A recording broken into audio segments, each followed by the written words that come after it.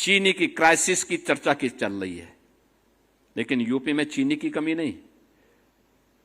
UP की एक महीने की कुल खपत है 4 लाख टन चीनी, कुल 4 लाख टन एक महीने की खपत है। हमारे पास मौजूद है 28 लाख टन, यानी आप अनुमान करिए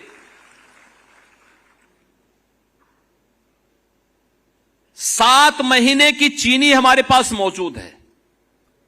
और हम 15 अक्टूबर से फिर चीनी मिल चालू करेंगे तो 90 लाख टन यानी 900 लाख कुंटल चीनी का फिर से प्रोडक्शन अपनी चीनी मिलों के माध्यम से कर देंगे। यानी इतने बड़े पैमाने पर सामर्थ्य यूपी के पास है। यूपी की 25 करोड़ जनता का ही नहीं, भारत की 140 करोड़ जनता का पेट भरने की सामर्थ्य यूपी रखता है। और उसके लिए तकनीकी सहायक में आपकी एक बड़ी भूमिका हो सकती है। कृषि विज्ञान केंद्र के माध्यम से बहुत अच्छे कार्य वर्तमान में कृषि विज्ञान केंद्र चलने शुरू हुए हैं, कृषि विश्वविद्यालय चल रहे हैं।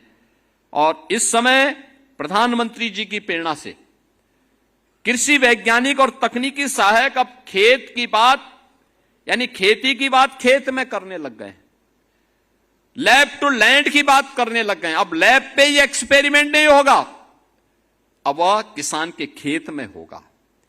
हमें खेती की बात करनी है तो किसान के खेत में करेंगे, कार्यालयों में नहीं, सेमिनार के हॉल में नहीं, उस खेत में ये बात होगी।